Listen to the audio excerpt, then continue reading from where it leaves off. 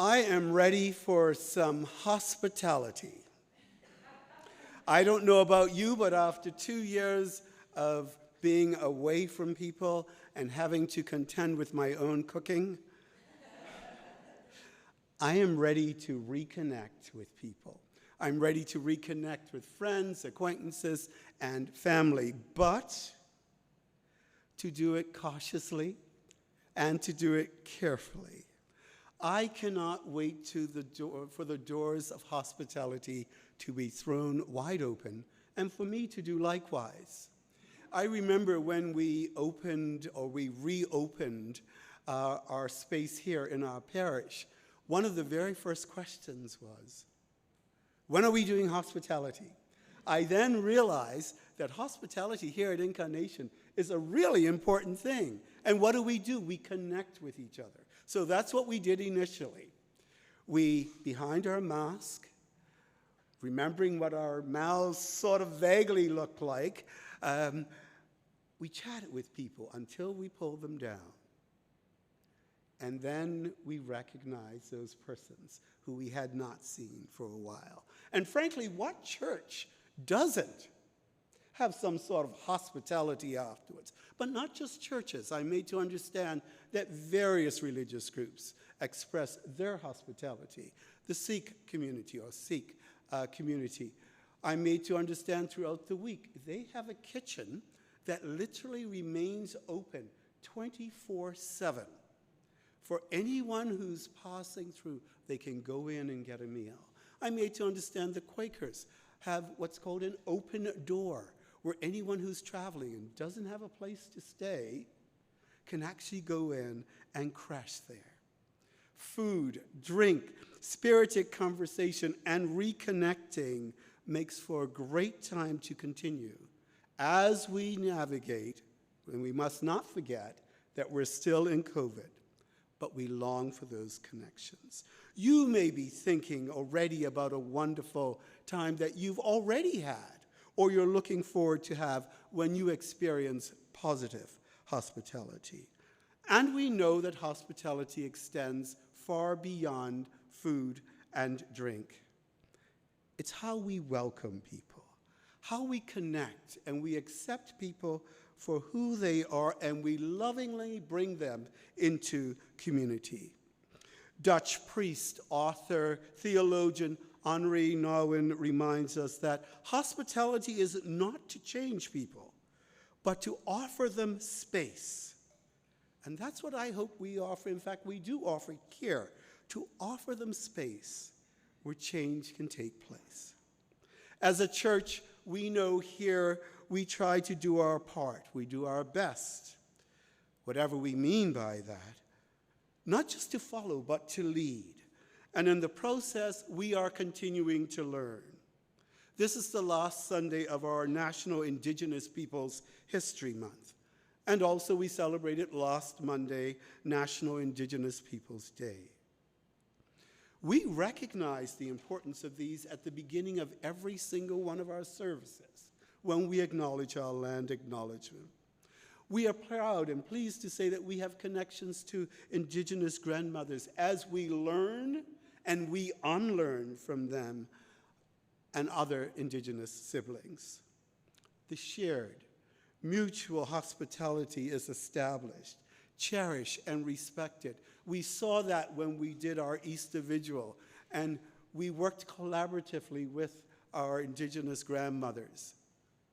And they had a new moon ceremony in conjunction with our Easter Vigil. What an amazing experience that was. And again, we celebrate today our Pride Sunday, and we proudly hang our flags on the side and in the front here. We wear our buttons.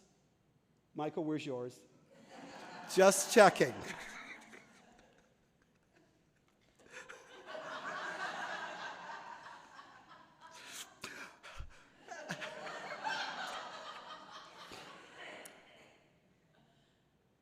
We show our love and concern in the midst of rebuttals, in the midst of societal hatred against the LGBTQ two-spirited communities. And sadly to say, much of that opposition stems from the church, not the gospel. The church, and there's a distinct difference between the two. The gospel shouts nothing but love, care, and concerns. And it seems that, quite frankly, monthly, as we go throughout our calendar year, due to historical exclusion, there is a group who wants to be recognized and accepted under the broad tent of hospitality here in a Canadian context. We have Black History Month in February. We have Asian History Month in May. We have Hispanic History Month. All because we're all trying to be accepted as one. Our gospel reading mentions hospitality, but it's sort of a flip side to that. Jesus is going to Jerusalem, and that's a big deal.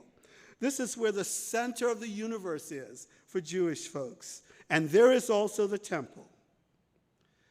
The account at first sight seems more like this is really not about Pentecost, but about leading up to Easter. But here we have our story. Samaria, capital of the northern kingdom of Israel at one time, 42 miles north of Jerusalem, located 300 feet above. It's possible that Jesus and his 12 disciples had never been there before, but there was history between the Jews and the Samaritans. We call it bad blood. We are told that Jesus set his face. He was absolutely determined that this is where he's going. He's heading to Jerusalem. And like any other traveler who's traveled for a while, he needs a place to rest. And Samaria is in his view. Going to Jerusalem was to be fantastic. But he wanted to take the shortcut. And who doesn't, frankly, want to go to Jerusalem at some stage? Even today, apparently the Samaritans didn't want to go. It is a fascinating story that we might think of as a bit of first century Middle Eastern road rage. That Jesus chose a route through Samaria is itself interesting and shocking, because Jews and Samaritans hated each other. Like so many other Middle Eastern neighbors then and now, they had a centuries-long conflict. One of the flashpoints had been the destruction of what was known as the Samaritan Temple around 128 BC by a Jewish ruler, because that ruler considered the Samaritan Temple of no use, null and void, an unholy rival to what was considered the Temple of Jerusalem. Now, a surefire way to get a group of people to really hate you is to destroy their place of worship or anything that they hold culturally dear. In response, the Samaritans were, in a sense, militarily weak, and they were overcome. They couldn't retaliate, so what did they resort to? They didn't have military might, so they resorted to what we call as shenanigans, a word that you probably have not heard of for a long time. And in one attempt, what they did was they snuck into the temple in Jerusalem and they scattered bones around, hoping that that would defy the temple. In fact, the dislike between the Jews and Samaritans was so bad that in Jesus' day, many Jews simply did not want to walk through Samaria at all. They would take the long distance and detour around the whole country. There was sort of what we today call an unofficial travel advisory, saying that it was unsafe for the Jews to travel through Samaria.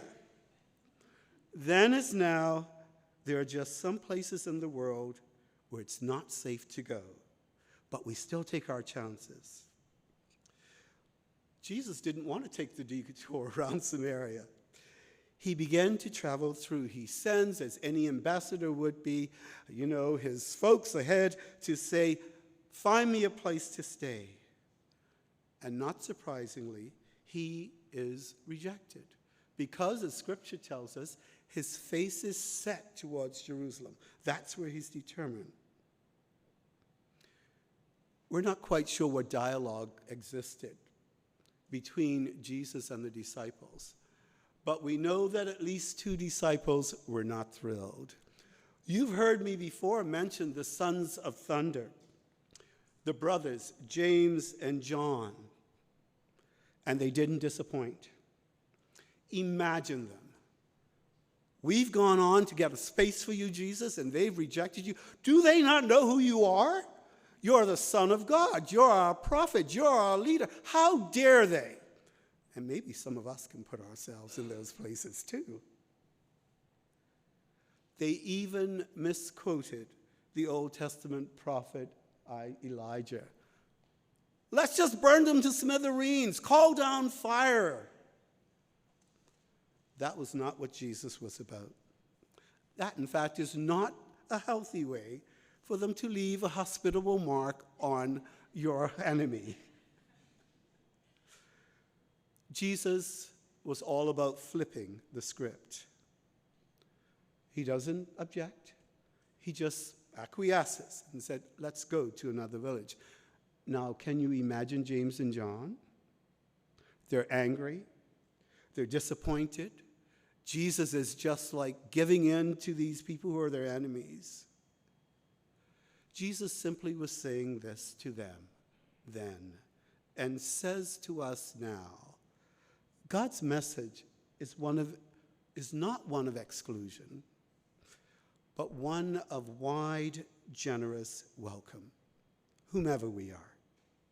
You see, Jesus was already looking at those who were considered different, those who were considered despised, the marginalized, the outcast. And he wanted to make connections. What about us? How do we continue to embrace others regardless of who they are? People who are outside, looking for a space to find themselves. And we say at the very beginning of our services, we welcome our questions, and this is a place where we welcome all. Being hospitable is a way to open up our space, open up our tent, and extend God's mercy and God's grace. Let's continue to follow in the footsteps, those timeless footsteps of Jesus. Liberian peace activist and Nobel Prize winner Lima Gabwe reminds us that we can never leave footprints that last if we are always walking on tiptoe. May we follow the one who came to radically offer hope, radically offer inclusion, radically and life-changingly offer abundant life and healing to all, regardless of ethnicity, regardless of gender, regardless of sexuality, regardless of social status. May it be so.